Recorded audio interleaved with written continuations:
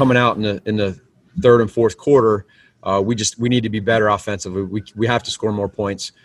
Didn't happen, but for our defense to be able to hold these guys at the very end now for 2 games in a row, we like that. We're 2-0. We're not dwelling on being, feeling like it's a tale of two halves. We're 2-0. That part we like, but we do know we have a lot of improvement too. So there's a lot of good and bad in this game. A lot of improvement, I would say, is an understatement.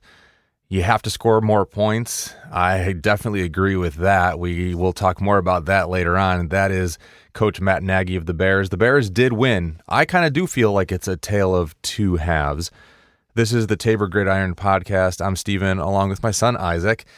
And, well, the Bears. I'm going to pause the Bears for a second because we want to talk some football. Browns-Bengals, Thursday night. Now, typically you're like, Browns-Bengals. Kind of a boring game. Don't really want to watch them.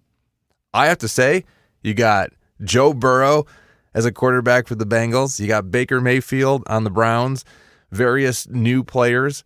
This was a fun, entertaining game. I totally agree with you. It's even like a rivalry. It's AJ versus OBJ, Burrow versus Baker, as well as some new players. It was just so entertaining to watch. And it's kind of a surprise because when those games come along, you kind of say, yeah, it's pretty good, but there's other games that you would like to watch. It was pretty high scoring too, right? Oh, yeah. I mean, 35-30, Browns win. What could you really ask for more on a Thursday night football game, right? I know, right? I mean, I don't know. It was a lot of fun. Okay, Bears. This, to me, was a tale of two halves. Last week, the Bears really struggled. We talked about it, and then Trubisky came back really, really good in the fourth quarter and was just amazing. This game, I would say the first half, they did okay. I know a lot of people are talking, they did so amazing. They were so great. They shut the Giants down. They're okay. I am not really impressed with the Bears right now at all. Yes, we are 2-0. I am not impressed with them. They have a long way to go. They have been more frustrating than anything, and they are just okay. That's really my rating right now. Is just they're an okay team. Trubisky did do pretty good the first half. He was making some good choices, making some passes. Second half came along, and they just fell apart. We can't score points. We let the Giants, get back into this game, and they didn't even have Saquon Barkley because he got hurt. So to me, the Bears are flip-flopping. You're bad last week at the first half, and you kind of came back good in the fourth quarter. This week, they're okay in the first half and fell apart in the second half. Yes, we held on. Yes, we won the game, but it's kind of an ugly win. I don't know. Thoughts, Isaac? Yeah, so I think the Bears do have a lot to improve on because they just barely won that game, literally. And it was even without Saquon Barkley. The Giants did pretty good on their part. I liked how Daniel Jones was playing. Now, they still are the Giants, but we are still the Bears. The Bears didn't do exceptionally good. I wouldn't say they did bad, but they did not do good. I think they struggled. A lot. There were glimpses of a couple things that I liked. Was a little disappointed. Eddie Jackson did get, an interception, run it back for a touchdown. Was a lot of fun, was entertaining, was a great play, and it gets called back on pass interference. What did you think on that play?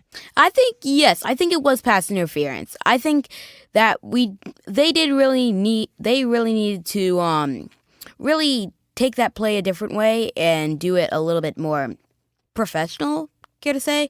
And I think it was not such a good play. I disagree. I think that Eddie Jackson deserved that interception. There's a fine line of, if you look at it in slow motion, does he get there before the ball and does he kind of make contact with the player? Yeah. When you watch it in real time with just the bang bang, Eddie Jackson has a right to that ball just as much as the receiver does. And I feel like they both kind of converged at the same point, kind of knocked into each other. Eddie kind of had the stronger, impact, knocked the receiver out, took the ball. I would have let it go. I think it should have been let go. I don't think it was just so blatant of pass interference, but I don't know. obviously the refs agreed with you, Isaac. Yeah, I do think that it was pass interference, but if it wasn't, that would be a great play. I mean, he did have the more forward momentum, so if he did, he would be technically prone to that ball. But yeah, I think that was pass interference. Oh, well, what can you do? All right, end of the game. The Bears are winning. The Giants are marching down the field. The Bears could have had a 3-and-out, and we win the game. But no, the defense struggled just as much as the offense struggled, and the Giants marching down the field.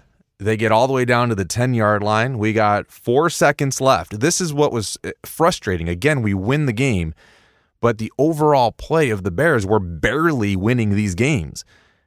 The score is 17-13. What are we supposed to do when we're playing these high-powered offenses, and especially when our defense is struggling? So just like last week where it gets down to the last play of the game where I feel like, the Lions lost that, do you say, did the Bears win this game or did the Giants fall apart? The Giants played really, really good. It gets down to the last play of the game, 4 seconds left on the 10-yard line. A touchdown wins it. The defense did knock it down. The defense did step up, and we did win the game. But that's just too close for comfort 2 weeks in a row now. Yeah, I do think that they should improve on that, especially with, like you said, 2 weeks in a row.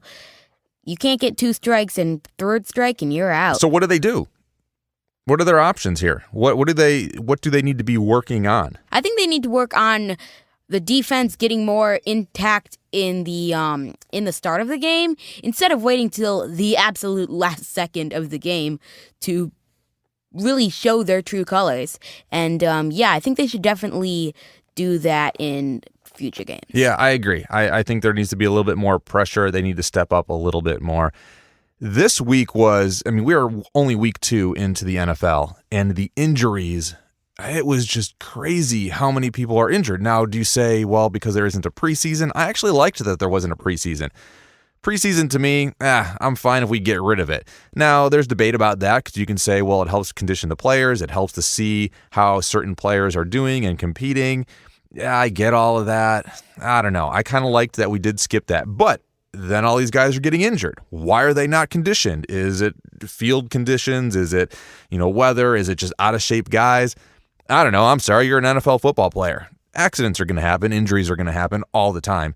I don't know. This was excessive to me. I mean, the list was just crazy on how many people got injured, right, Isaac? Oh, yeah, it was definitely crazy. Literally, I have a list here. So first off, we have Chris Godwin, Saquon Barkley, Devontae Freeman, Sterling Shepard, Christian McCaffrey, Anthony Barr, Caleb McGraw, Courtland Sutton, Drew Lock, Dramont Jones, James Conner, Raheem Mostert, Jimmy Garoppolo, Nick Bosa, just to name a few. Now, those last couple right there, Jimmy Garoppolo, Bosa, Mostert, and I think there was even a few other guys in the 49ers. I mean, Kittle was already out. The 49ers fell apart. I don't know what's happening. Again, the injuries are crazy.